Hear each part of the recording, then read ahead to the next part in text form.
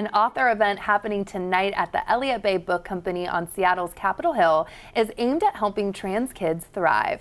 Aidan is the author of Trans Children in Today's Schools, and Cedar is the author of Bigger Essays. Aidan is the founder of Gender Diversity and Trans Families, and Ren is a parent facilitator at Trans Families, which is a national organization that provides support and resources for families raising gender diverse children. Both join me now. Thank you for being here. It's wonderful to be here, Kelly. Yeah, thanks for having us, absolutely. Yeah, so Aidan, I want to start with you. Your book offers guidance for parents and educators. So what will people find in this book? Well, it's interesting to think about because number one, the audience is, the content is about kids in schools. But essentially it's about these gender diverse kids in society.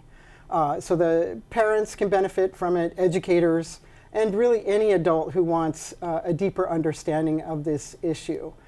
There's a couple of things. Adults tend to add a lot of complexity to this topic and a lot of discomfort and uncertainty because it's new.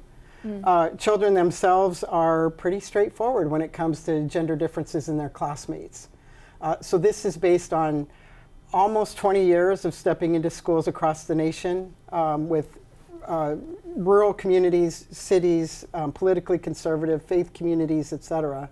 And what do they need? What are they asking for? And what seems to help them find their way? Definitely. And Ren, I want to get to you. Your essay collection, Bigger, explores how loving people who are different from us can actually expand our world. So explain. Yeah, that was my life experience. My father was neurodiverse and I didn't understand him when I was a child. I thought it meant he didn't love me.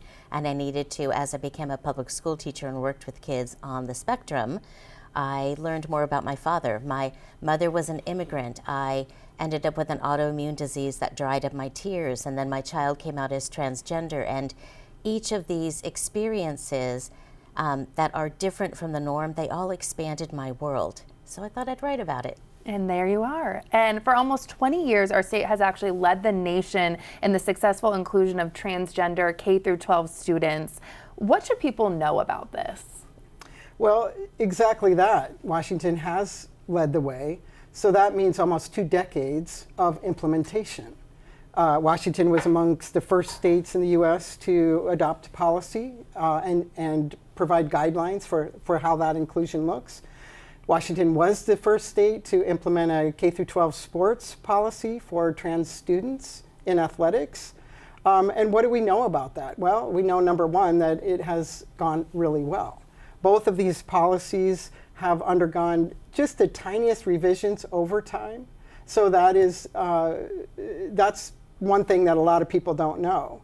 We hear about a trans athlete who wins a race or it hits the media in some way and don't necessarily recognize that it is not news. And it is quite well. So for example, approximately 1 in 25 student athletes in the state is transgender. That's a pretty minuscule number.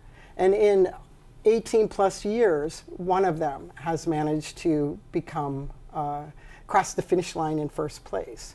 So we hear about it and we get kind of up in arms rather than recognizing that these athletes are doing well. The athletic associations, for example, are monitoring the statistics of these students, and they're finding they're doing just as well or just as poorly as their competitors.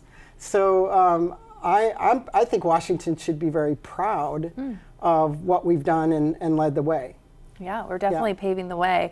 Ren, what would you say and do if a child you love comes out to you as transgender or non-binary? Oh, the first thing is to say, I love you.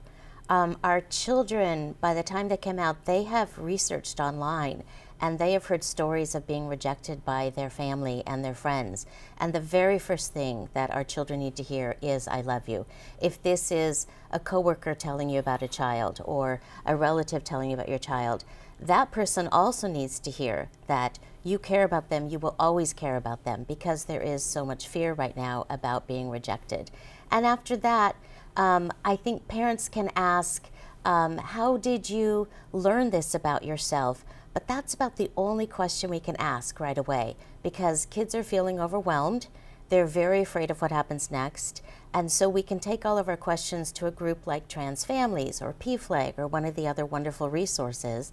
Maybe not just research online, because who knows what'll come up, but use one of the respected resources and support groups for families with gender diverse kids. Definitely.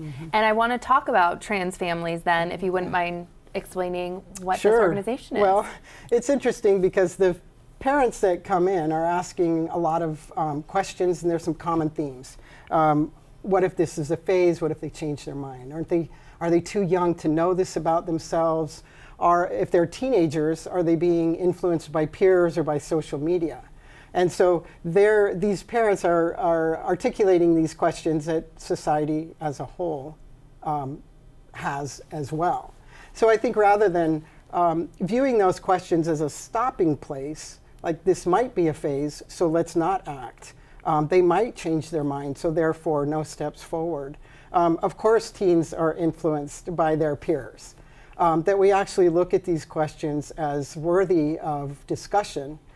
And to Ren's point of starting out with, I love you, why not start out with, these kids need love and support for a scary time potentially that's occurring, and then being able to step in to offer that support. And if I might add too, support that is recommended by all of the healthcare professional entities out there, like the American Medical Association or the American Academy of Pediatrics. So support matters. The end destination, that's the life journey. Absolutely. Yeah. Thank you both so much for being here today, and we really appreciate it. Yeah, thank you. And just a reminder, Aidan and Ren have an author event tonight, Tuesday, November 4th, at the Elliott Bay Book Company, so make sure to check that out.